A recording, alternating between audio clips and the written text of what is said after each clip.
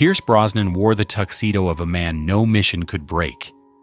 But life did not need a mission to find the one place he could still be broken. Behind the Aston Martin, the charm, and the command of 007 was an Irish boy who grew up without his father and saw his mother only rarely. He is the man who made a tuxedo look like armor. For 4 films, Pierce Brosnan walked into danger with a raised eyebrow and a steady hand, and the world believed nothing could touch him. But the real story of Pierce Brosnan was never about invincibility.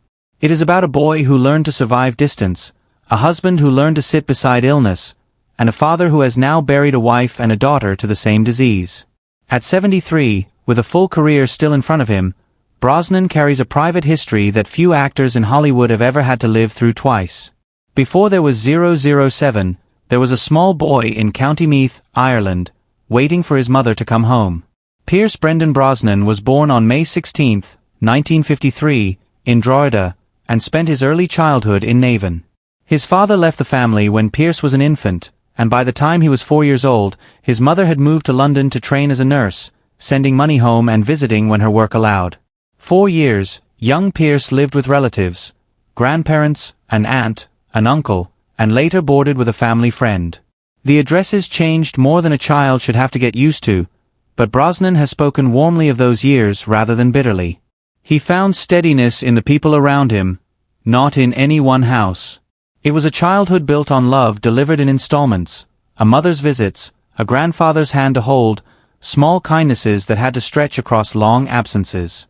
At 11, Pierce moved to England to live with his mother and her new husband. It was in London, as a newly arrived Irish boy with an accent that marked him as an outsider, that he first saw Sean Connery on screen as James Bond. He has said the image stayed with him: control, elegance, and danger, all held in perfect stillness. He could not have known that the role would eventually become his own life's second skin. School did not hold him for long. Brosnan left at 16 and trained first as a commercial illustrator, carrying a portfolio of drawings rather than dreams of the stage. Acting found him almost sideways, through an experimental theater workshop that valued presence over pedigree. He stayed, then trained for 3 years at the Drama Centre London, learning the discipline underneath performance. It was, in his own words, a kind of liberation, a craft that finally asked a boy who had moved through so many rooms to simply stand still and be seen. The years that followed were not glamorous. Repertory theatre in York. Small television roles. A moment of real encouragement when playwright Tennessee Williams personally selected him for a London stage production in the late 1970s, praising his performance. Brief appearances in films alongside major stars, a few lines in a 1980 mystery with Elizabeth Taylor and Angela Lansbury, a supporting role in a gritty British crime drama the same year. Each part inched him closer to the center of the frame without quite putting him there. Television changed that. In 1982, Brosnan was cast as the charming con man posing as a detective in the American series Remington Steele.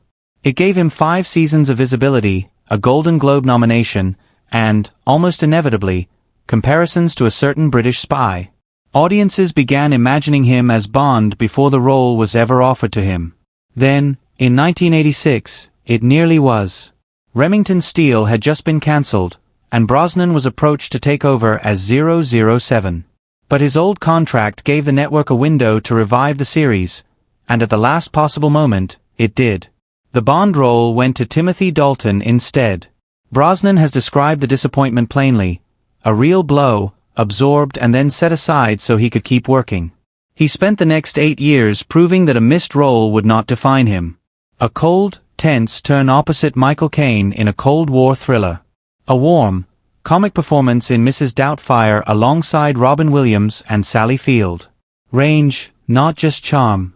Then, in 1994, when Dalton stepped away from the franchise, the offer came again, and this time it held.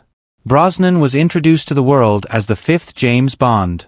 Before a single frame of his first Bond film had reached theaters, children on a remote film set in Papua New Guinea were already shouting his character's name at him. The role had reached further than the movie itself. GoldenEye arrived in 1995, after a 6-year gap in the franchise, and became an enormous international success, reviving Bond for a new decade. For Brosnan, it was the arrival of something he had waited nearly a decade for. But by then, his life had already been marked by a loss far larger than any missed film role. Long before Bond, in London in the mid-1970s, Pierce Brosnan met Cassandra Harris, an actress with 2 young children. What began as a relationship became a family. After the death of the children's biological father, Brosnan formally adopted Charlotte and Christopher, and they took his name. He and Cassandra married in 1980, and their son, Sean, was born in 1983. Cassandra herself appeared in a Bond film years before Brosnan ever wore the role himself, in a small twist of timing neither of them could have planned.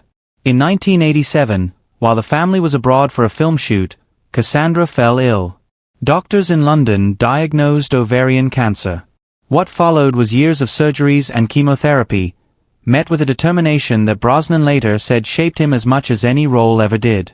He described himself during that period as the quiet one beside her, present through each test, each new uncertainty, trying to hold the family's ordinary rhythms in place even as the diagnosis reshaped everything around them. Their youngest son, still a small child, would sometimes play at being his mother's doctor, a child's way of standing close to something he couldn't otherwise touch.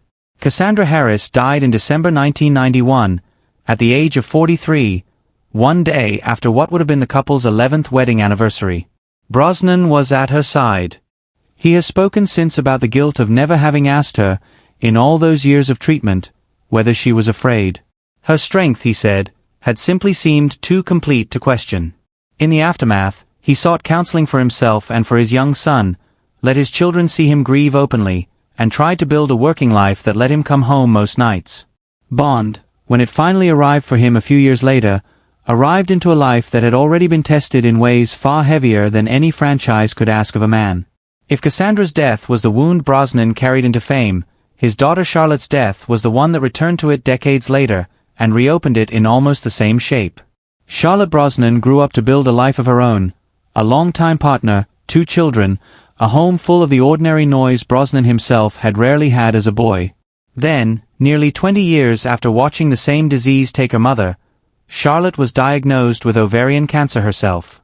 She lived with treatment for 3 years, continuing to be a partner, a mother, a daughter, a sister, through all of it. In June 2013, weeks before she died, Charlotte married her longtime partner in a ceremony surrounded by family. A day, by all accounts, focused entirely on the people in the room rather than on the illness that had brought them there. She died later that month in London, at 41, with her husband and children by her side, along with her brothers. Brosnan's public statement afterward was brief. He called her his beloved daughter and asked for prayers for her children, and for a cure to a disease that had now taken 2 of the women closest to him. The following year, appearing at a televised cancer research event, he spoke about holding Cassandra's hand years earlier, and then, decades later, holding his daughter's hand in much the same way. It is one of the few times he has drawn the 2 losses into the same sentence publicly, and he did not need to say much more than that. The repetition spoke for itself. Grief, in Brosnan's life, has never traveled alone. Alongside it has been a genuine, sustained second act, in his career and in his family. In 1994, 3 years after Cassandra's death, Brosnan met journalist and environmental advocate Keely Shea Smith at a party in Mexico. Their relationship developed during the same period his career was reopening, but it was never framed, by either of them, as a replacement for what had come before. Keely brought her own convictions into the marriage. Years of environmental reporting and advocacy that Brosnan joined rather than simply supported from a distance. Together they campaigned against a proposed industrial salt facility on a Mexican lagoon that served as a gray whale nursery, and later opposed a liquefied natural gas terminal proposed off the California coast. Their sons, Dylan and Paris, were born in 1997 and 2001. Pierce and Keely married in August 2001 at an abbey in County Mayo, Ireland, folding a new chapter into a family that had already lived through a great deal. Brosnan's 4 films as Bond, GoldenEye, Tomorrow Never Dies, The World Is Not Enough, and Die Another Day, ended not with a farewell scene but with a phone call in 2004, while he was on location for another project. Producers informed him the franchise was moving in a different direction. He has said since that the abruptness left a kind of unfinished business, but it didn't erase what the role had given him. a decade of global recognition and the standing to build his own production company.